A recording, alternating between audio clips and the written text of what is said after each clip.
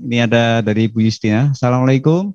Mohon tanya, yang pertama selain Imron, masihkah ada orang-orang pilihan zaman dulu sebagai teladan keluarga? Kemudian yang kedua adalah, adakah saat ini orang-orang pilihan Allah? Monggo Ustaz. Ya. Di chatroom nggih. Mohon izin Pak Jamal ya. Terima kasih. Apakah ada selain Imron? Ada Ibu, banyak ya. Jadi di dalam Al-Quran itu ada kisah keteladanan keluarga-keluarga. Jadi kita ada sebagai keluarga tipe apa saja, itu ada. Nah, ada kalanya kita mirip keluarga Imron. Keluarga Imron itu begini, jangan dilihat baiknya saja, karena Imron itu meninggal sebelum melihat anaknya. Mohon izin, mohon maaf, kita banyak kehilangan ulama, para tokoh, dan termasuk juga masyarakat yang anak-anaknya yang tidak melihat bapaknya. Barangkali ini kisah yang paling tepat untuk single parent ya yang dalam kondisi pandemi ini cukup banyak. Saya dapatkan juga banyak cerita-cerita ya tentang itu. Nah, kita juga nanti akan sebaliknya mendapatkan kisah seperti Luqmanul Hakim. Sosok seorang ayah yang di kasta berbeda. Karena Luqmanul Hakim itu adalah seorang budak dari Ethiopia yang dia mungkin secara sosial dia berada di kasta yang kesekian.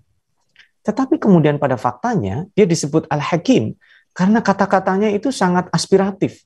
Kalau bahasa sekarang quotable. Jadi kata-katanya banyak di-quote. Dahsyat sekali.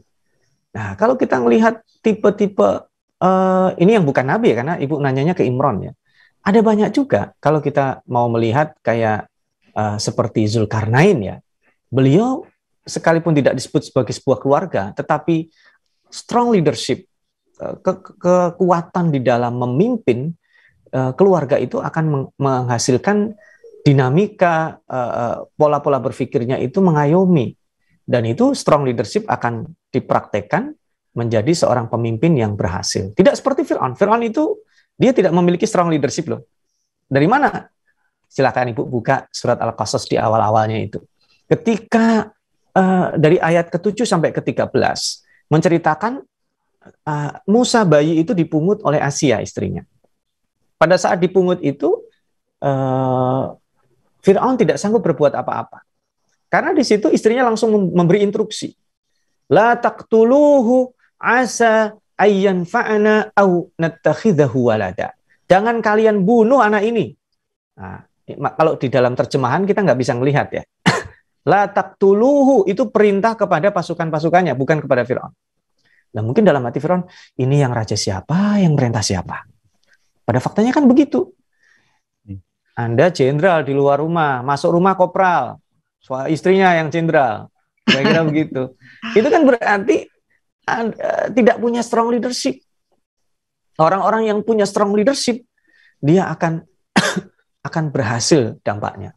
Itu dari dua tokoh Ibu ya. Jadi banyak, tergantung kita ini ada di level mana, kita bisa meniru, oh ini sekarang saya niru, kenapa yang dimunculkan itu adalah Imran.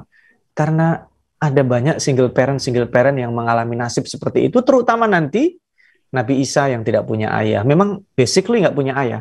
Nabi Muhammad SAW, maka ana wa kafilul yatim.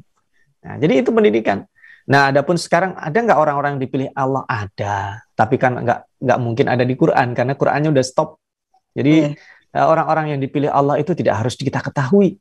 Justru kita harusnya menjadi orang-orang pilihan Allah yang tidak diketahui, yang mungkin tidak dikenal, tetapi sesungguhnya kita menjadi inspirasi kebaikan, yaitu orang-orang yang berpikir kontributif, bukan orang-orang yang berpikir eksploitatif. Itu saya kira, Pak Jamal. Wallahu a'lam. Terima kasih Ustaz.